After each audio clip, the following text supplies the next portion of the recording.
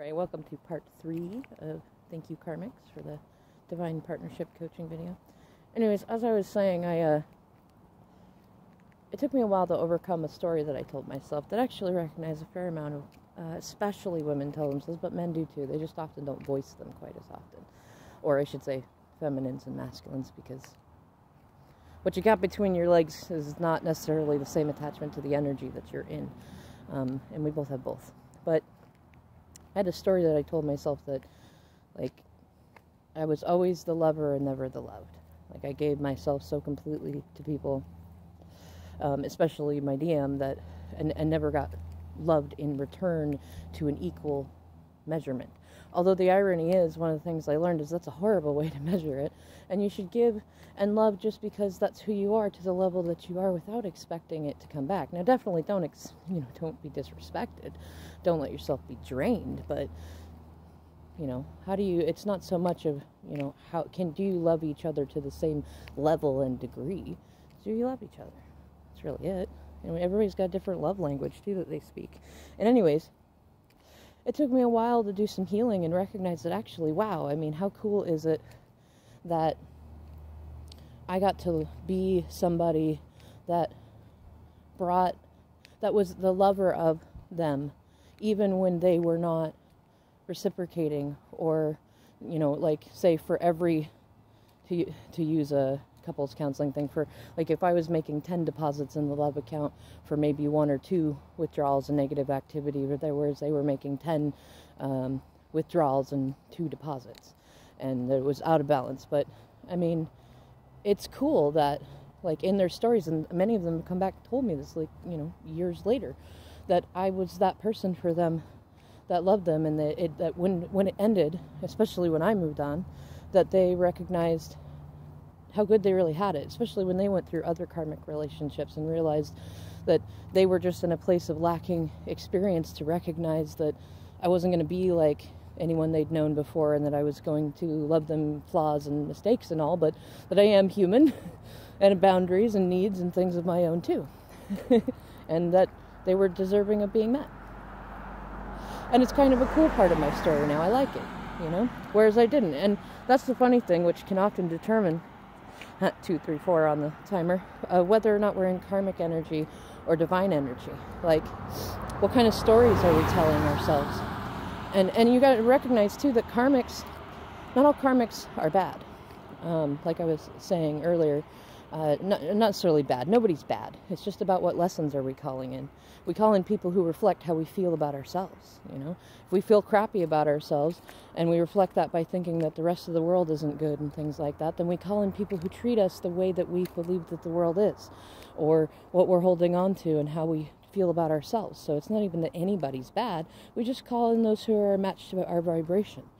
And in any case, when I called in third-party situations, I needed to learn certain lessons. And I even realized to a certain degree over the last 10 months or so, I mean, I've explored dating apps and stuff like that. I've not been pursuing or holding on to my DM. I've tried to stay friends with him because I knew he was not in a fun situation, because I knew what his energy was when he called it in.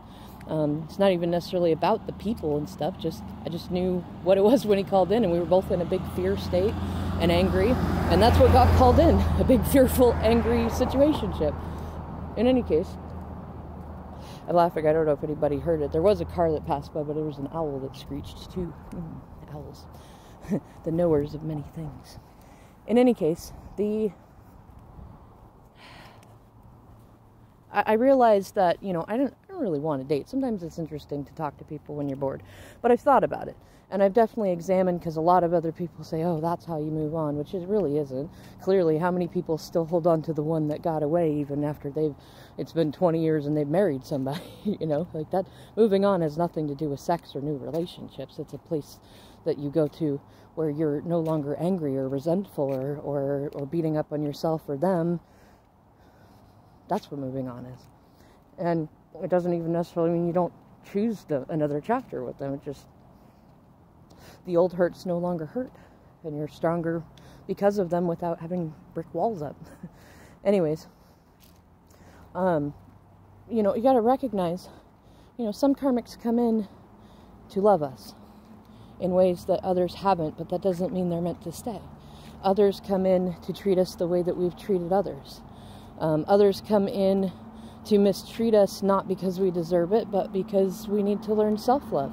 And the irony is, I have yet to meet somebody yet that did not ask for the situation that they got in some kind of way. Not in a, I wanted to be mistreated, or I wanted to be let go by someone who really loved me, or anything like that, but more like, I wish to feel better. I wish to be successful. I wish to heal.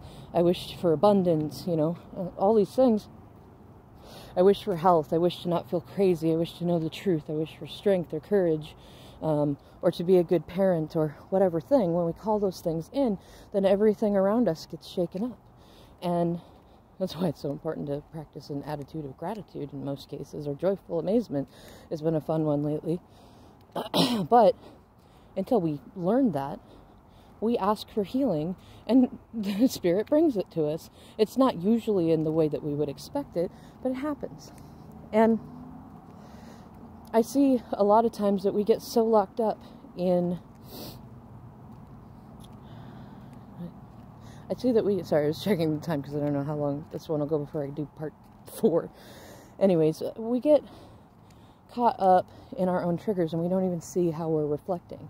We end up blocking out our twins, or holding on to karmics, or being karmic ourselves, blowing things up, being vengeful, or creating situations that are worse because we're hurting. Because, hurt people. And I find it very fitting that as I'm talking about this, I'm walking through shadows, right? Because a lot of this is shadow work. But the fun thing is that once you start to get to a place of emotional security where, it's funny because I know a lot